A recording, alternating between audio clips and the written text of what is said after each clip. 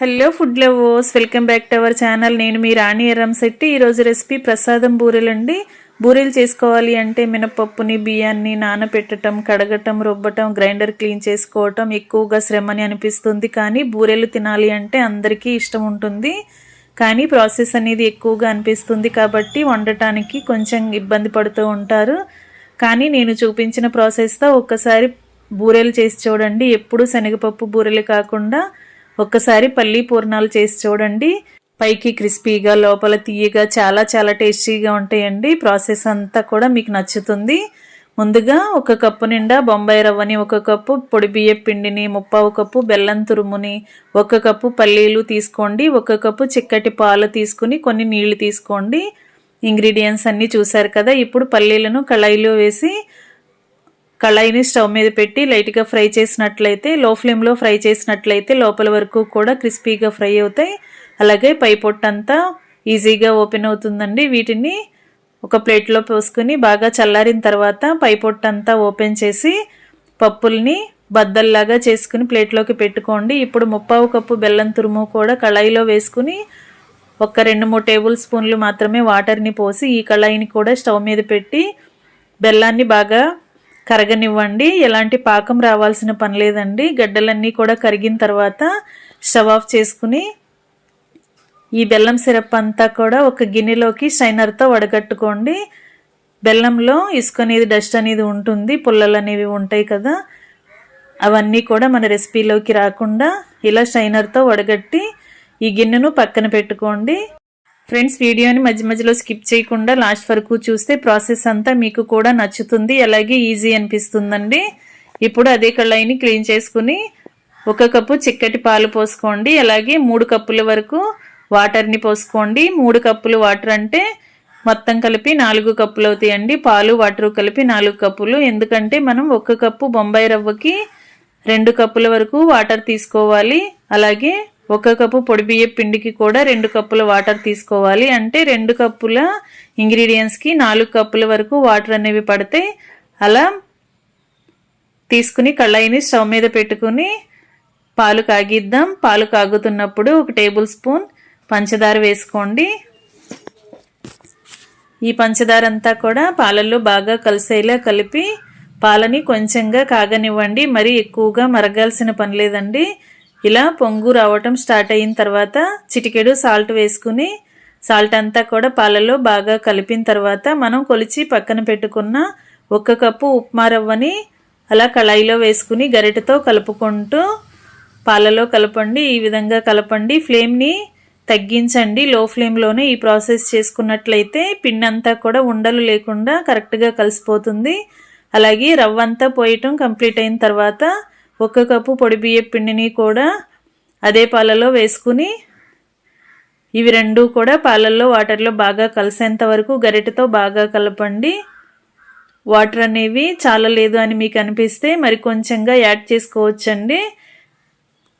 2 నిమిషాలు స్టవ్ మీద పెట్టి ఇలా ఉడికించి కలుపుతూ ఉడికించినట్లయితే వాటర్ అన్నీ కూడా రవ్వ పిండి కూడా బాగా పీల్చుకుని బ్యాటర్ అనేది గట్టిపడుతుంది. మూత పెట్టి 10 నిమిషాలు పక్కన పెడితే బాగా చల్లారుతుంది. ఈ లోపుగా మనం పల్లీలను పై పొట్టంతా ఓపెన్ చేసి బద్దల్లాగా చేసుకున్నాం కదా. ఇప్పుడు వీటిని ప్లేట్లోకి తీసుకుని ఇలా పప్పుల్లో ఉన్న చిన్న చిన్న ముక్కులు అనేవి బయట పెట్టేసుకోండి.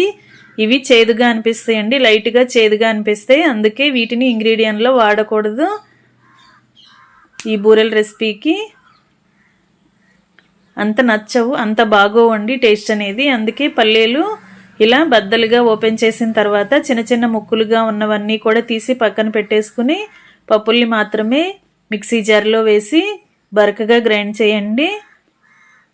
మరి ఎక్కువగా గ్రైండ్ చేస్తే ఆయిల్ అనేది రిలీజ్ అయ్యి పప్పులన్నీ కూడా పిండిలాగా అయిపోతాయి. అలా కాకుండా కొంచెం పలుకులుగా ఉన్నట్లయితేనే రెసిపీ తింటున్నప్పుడు టేస్టీగా అనిపిస్తాయి. అలాగే మనం వడకట్టి పక్కన పెట్టుకున్న బెల్లం సిరప్ను కూడా వేసుకుని 1 టేబుల్ స్పూన్ యాలకుల పొడి కూడా వేసుకుని ఈ పాకాన్ని చిక్కబడేంత వరకు ఉడికించండి. పప్పులు అనేవి బెల్లం సిరప్ని బాగా పీల్చుకుని స్వీట్ అనేది దగ్గరగా ముద్దలాగా ఉడకాలి. ఇలా ఉడుకుతున్నప్పుడు మధ్య మధ్యలో 2 టేబుల్ స్పూన్లు నెయ్యి వేసుకుని కలుపుకున్నట్లయితే ఈ స్వీట్ అనేది కళ్ళైకి అంటుకుపోకుండా ఈజీగా సపరేట్ అవుతుంది. అలాగే బూరెలకు టేస్ట్ అనేది కూడా చాలా చాలా బాగుంటుంది. కొంచెం నెయ్యిని ఎక్కువగా అయినా వేసుకోవచ్చండి.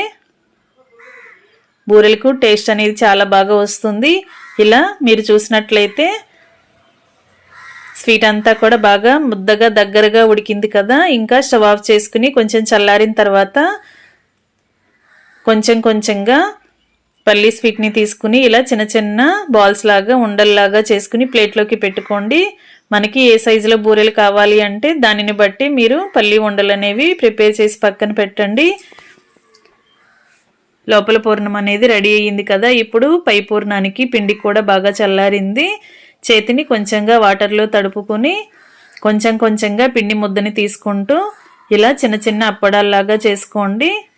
మరీ పల్చగా కాకుండా మరీ మందంగా కాకుండా మీడియంగా చేసుకోండి. ఏదైనా ప్యాకింగ్ కవర్ కానీ ఆయిల్ ప్యాకెట్స్ కానీ తీసుకుని దానికి కొంచెంగా ఆయిల్ని కానీ నెయ్యిని కానీ అప్లై చేసి ఇలా చిన్న చిన్న అప్పడాల్లాగా ఒత్తుకుని మధ్యలో ఈ పల్లీ పూర్ణాన్ని పెట్టి నేను చూపించిన విధంగా మొత్తం అంతా క్లోజ్ చేసి ఒక ప్లేట్లోకి పెట్టుకోండి. ఇదే ప్రాసెస్తో మిగిలిన పల్లీ ఉండలన్నీ కూడా బియ్యం పిండి ముద్దలో పెట్టుకుని అన్నీ కూడా ముందుగా రెడీ చేసి పెట్టుకుంటే డీప్ ఫ్రై చేయడానికి మనకి ప్రాసెస్ అనేది ఈజీ అవుతుందండి. చేయటం కంప్లీట్ అయిన తర్వాత స్టవ్ ఆన్ చేసి కళాయి పెట్టి డీప్ ఫ్రైకి సరిపడా ఆయిల్ పోసి ఆయిల్ కాగిన తర్వాత ఫ్లేమ్ని మీడియంలో పెట్టుకుని ఆయిల్కి పట్టినన్ని బూరెలను కళాయిలో వేసుకోండి.